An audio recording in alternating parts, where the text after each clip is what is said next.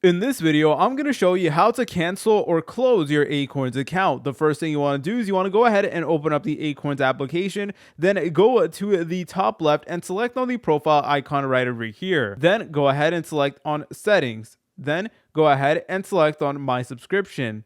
From here, all you want to do is you want to scroll down, and then over here you should see the option that says cancel subscription. So all you got to do is go ahead and just press on that like so, and then it is going to ask you, are you sure you don't want to stick with it? And once you're 100% ready and sure, all you want to do is go ahead and press on continue like so, and then it may offer you to actually downgrade your subscription, and then over here it is going to make you select a reason. So I'm just going to go ahead and select on other, and then over here you will have the option to leave some more details. So if there's like a certain issue with the app that you want to let the Acorns team know, go ahead and write it down over there. All you want to do from here is you want to go ahead and press on next, and then it is going to say lastly, let's close your account. Go ahead and press on close invest account like so. Go ahead and press on continue. And just like that, you have now canceled your Acorn subscription. If you guys found this video helpful, make sure to leave a like and subscribe. I will see you in the next tutorial.